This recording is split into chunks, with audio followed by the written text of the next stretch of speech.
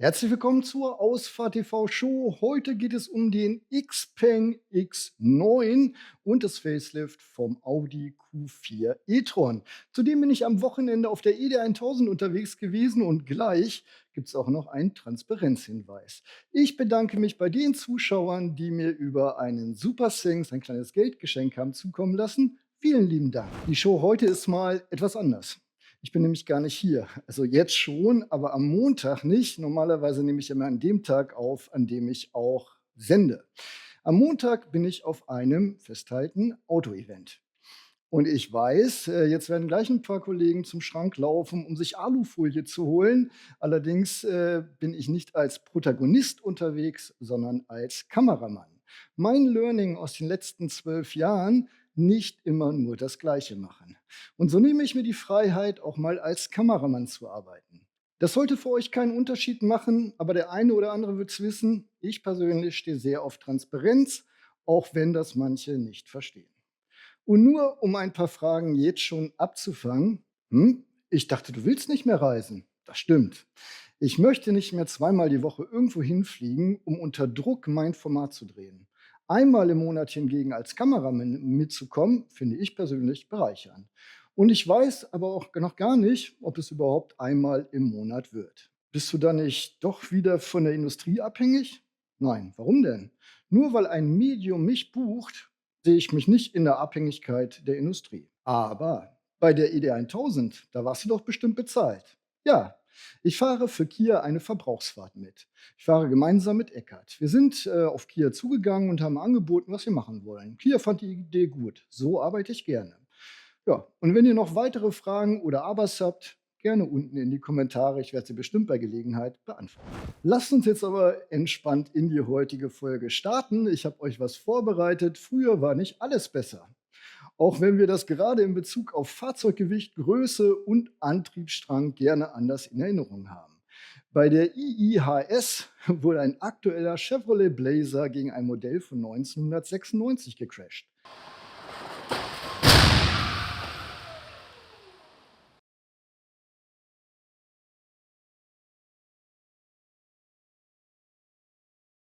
Der Blazer von 1996 kam auch schon mit Airbag.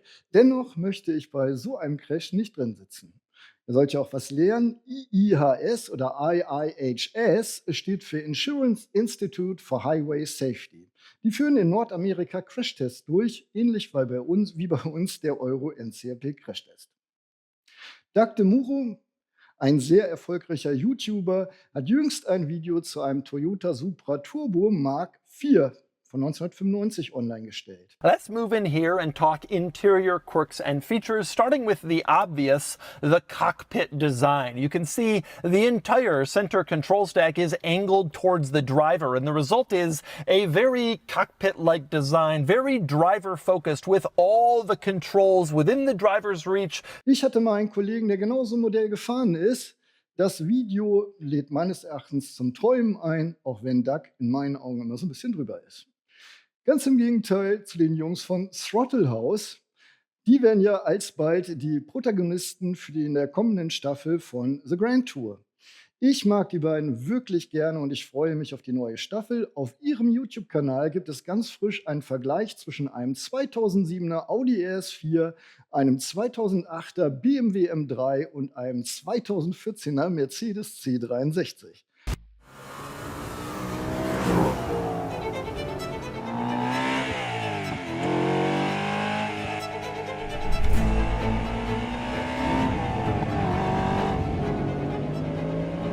Oh, that sounds nice. Welchen würdet ihr nehmen? Fragen, die beantwortet werden müssen. Xpeng oder auch Xiaopeng ist 2025 gar nicht so schlecht in den deutschen Markt gestartet. Mit nicht ganz 3000 Zulassungen liegen sie knapp vor Great Wall Motors mit rund 2400 Zulassungen, die ja mit der Emil Frey Gruppe eines der größten deutschen Händlernetze hinter sich haben. Polestar kommt gerade mal noch auf 5000 Zulassungen, Smart auf 4700 und NIO auf 325. Der größte unter den kleinen Leapmotor verzeichnet fast 7300 Zulassungen.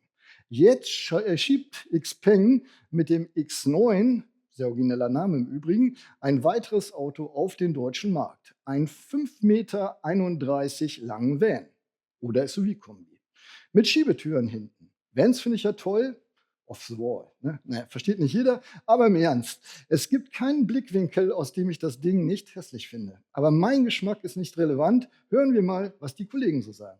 Das hier ist der Xpeng X9, der wahrscheinlich spannendste Elektrovan 2026. Modernes Design, die Leute drehen sich um nach diesem Auto, weil sie sagen, wow, was ist denn das für ein Hypervan? Also das ganze Auto ist eine einzige Wellness-Oase. Oh mein Gott, er hat keinen Frunk. Also in 14 Minuten und 16 Sekunden haben wir 67,22 Kilowattstunden nachgeladen.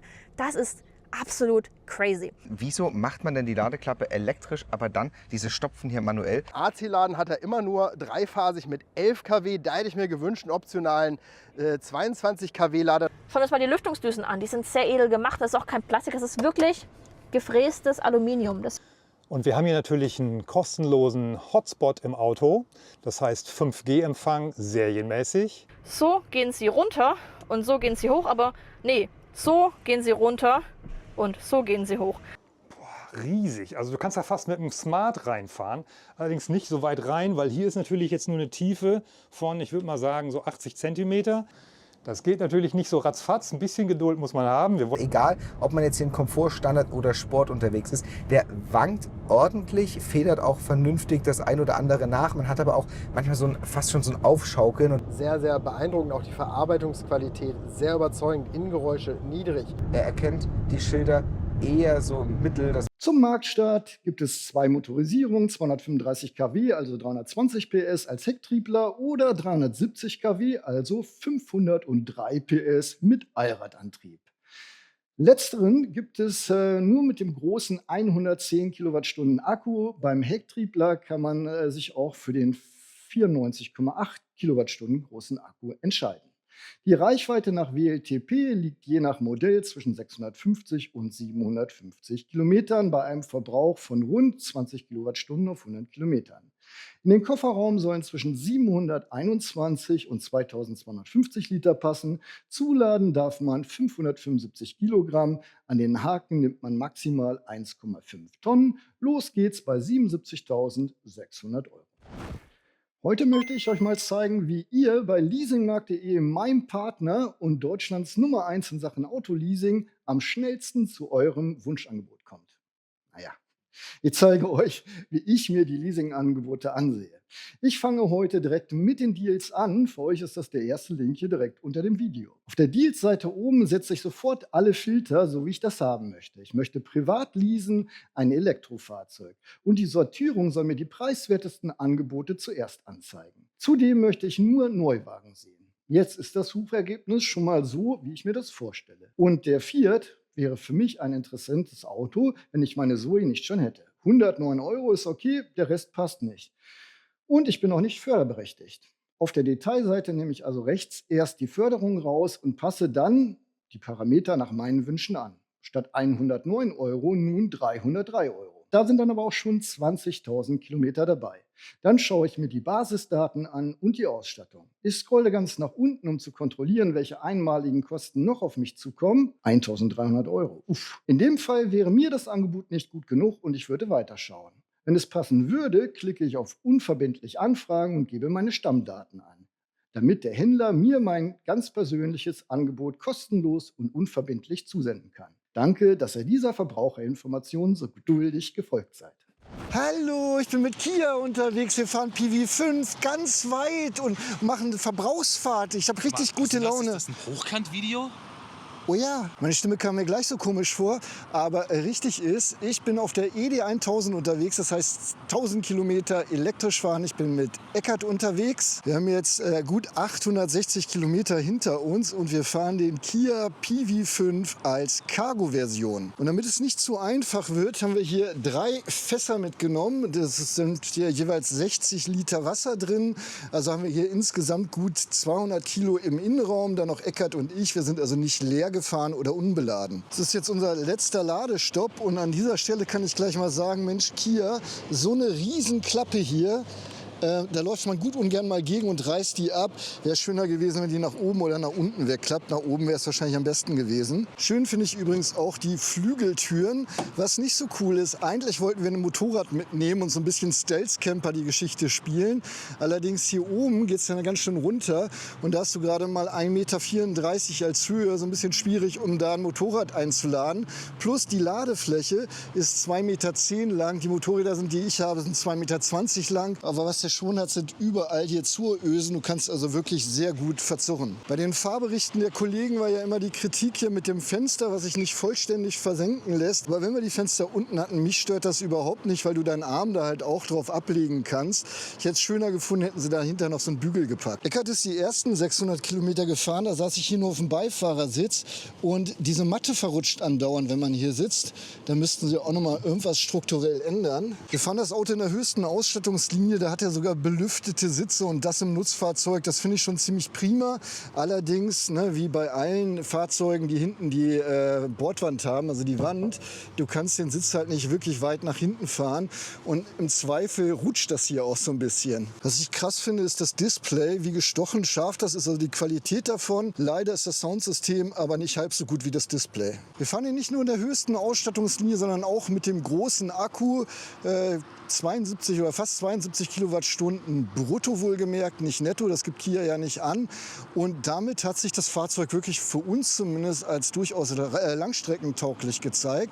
Ich bin den ein paar Tage auch zu Hause gefahren und da war ich echt stinkig, weil der gerade mal eine Kilowattstunde mehr genommen hat auf meiner Strecke zum Büro als meine Zoe. Ja, und wer mehr zum Verbrauch wissen möchte, die Geschichte gibt es dann bei Eckart auf dem Kanal in so ein paar Tagen. Ich verlinke euch hier unten noch meinen Kanal. Da hat sich ein Kollege das Auto gekauft, allerdings als People Mover und macht jetzt ständig Videos zum PV5. Wer also wirklich Interesse an dem Auto hat, der sollte da mal vorbeigucken. Der Audi Q4 e-tron hat sich zuletzt nicht so toll verkauft. Während VW und Skoda mit ihren Produkten Kopf an Kopf liegen, hat man von Audi sogar weniger Fahrzeuge in Deutschland zulassen können als Ford mit Explorer und Capri zusammen. Und selbst der Tavascan hat in seinem ersten vollen Verkaufsjahr als spanischer Chinese mehr Kunden erreicht. Zeit für ein Facelift. Oder wie es auch immer so schön heißt, Vorhang auf für den neuen Audi Q4 e-tron. Wir hören mal, was die Kollegen sagen. Die wichtigste Änderung bei dem Facelift beim Q4 e-tron: unser Single Frame jetzt in Wagenfarbe. Und in Verbindung mit dem Salbei-Grün sieht das nochmal unheimlich cool aus. Wir haben jetzt hier nur die klassische S-Line, ja, welche natürlich auch schon sehr, sehr schön aussieht. Ich hätte gern noch einen Front gehabt. Heutzutage erwartet man das ja fast schon in einem neuen E-Auto. Ja, wir haben hier Doppelverglasung. 2 Scheiben mit einer Folie verbunden, die dafür sorgen sollen, dass wir möglichst wenig Geräusche von außen nach innen bekommen. Und sieht aus nach Plastikwüste. Ganz speziell hier unten. Billiger geht Plastik einfach nicht. Infotainment der neuesten Generation, natürlich auf Google Automotive Basis. Und da hat Audi auch die neueste Generation eingebaut. Wir wissen ja aus anderen Baureihen, dass es immer mal wieder so ein paar kleine Bugs und Problemchen gab. Hier ist die neueste Generation verbaut. Und hier gibt es ja auch nochmal einen Shortcut für den EU-Warner. Also in diesem Auto hat es 3 Möglichkeiten, schnell den EU-Warner auszuschalten. Das ist doch super, oder? Wenn gleich die Auflösung einem Desaster gleicht. Aber oben halt trotzdem weiterhin Hartkunststoff. Da mussten sie das Budget halt beachten. Finde ich aber trotzdem schade, weil man sich ja immer noch Premium-Hersteller schreit. Der Fahrkomfort hier ist überragend. AC 11 kW, DC 185 kW Peak, 27 Minuten dann von 10 auf 80%. Das ist jetzt nicht wahnsinnig schnell, ja, weil es da ja auch schon 18 Minuten bei Kia gibt mit 800 Volt und so weiter. Der hier braucht 27 Minuten. Das ist also eigentlich fast schon 3-mal so lang an einer Ionity-Säule zum Beispiel, wie beim Sika. Und Bei AC gibt es keine Option auf 22 kW, sondern nur 11 kW. Das heißt, wir haben hier keine 800 Volt Technik an Bord, so wie in anderen Audi-Modellen schon. Und da denke ich mir ganz ehrlich, wenn man sich doch schon Vorsprung durch Technik auf die Fahne schreibt, dann doch bitte auch hier im Q4, denn Kosten tut er ja trotzdem genug. Aber es ist natürlich schwer, argumentativ zu verpacken. Kauft ihr ein Auto, das in jedem Belangen schlechter ist als das chinesische? Das ist der einzige Aspekt in Sachen Preis, der noch für den Audi sprechen könnte, ist, dass die Chinesen aufgrund der unbekannten Restwertkalkulation bei den Fahrzeugen, die jetzt neu im Markt eintreten, sehr hohe und unverhältnismäßige Leasingraten haben. Dann wiederum ist der Q4 wirklich für die Langstrecken gedacht. Müssen wir vielleicht nicht auch mal die Kirche im Dorf lassen? Wer in dem Preissegment kaufen kann und regelmäßig lange Strecken fährt, wird zu einem anderen Fahrzeug greifen. Und für den üblichen SUV-Einkaufswagen im urbanen Umfeld mit dem jährlichen Ausflug zu Oma als Langstrecke mag er Audi-Freunde dennoch beglücken. Was meint ihr? Zum Ende jeder Sendung noch etwas Schönes wie versprochen. Ich weiß gar nicht, ob das nicht ohnehin schon alle kennen, weil es irgendwann mal viral gegangen ist, oder ob das nur in meiner kleinen Blase ein Thema war. In England gibt es die Rofford Mill mit einer Wasserdurchfahrt. Da bleiben bei schlechtem Wetter öfter mal Autos stecken. Ist eigentlich ganz unterhaltsam. Der Clip hier zeigt aber nur, wie Traktoren durch die Furt fahren.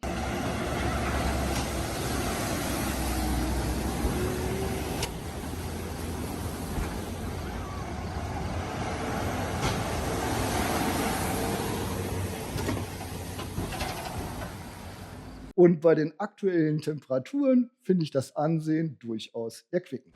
Alle Links, die ich erwähnt habe, findet ihr in der Zusammenfassung der Show auf unserer Webseite. Den Link dorthin findet ihr unten im Videobeschreibungstext. Abonniert gerne den Kanal, aktiviert auf jeden Fall die Glocke, damit euch meine Beiträge auch angezeigt werden. Wer mir Input oder Anregungen für einen neuen Showbeitrag nicht öffentlich schicken möchte, nutzt eine dieser beiden E-Mail-Adressen. Ich bedanke mich fürs Zusehen und verabschiede mich wie gehabt. Bleibt gesund da draußen. Tschüss, bis dann, euer Jan.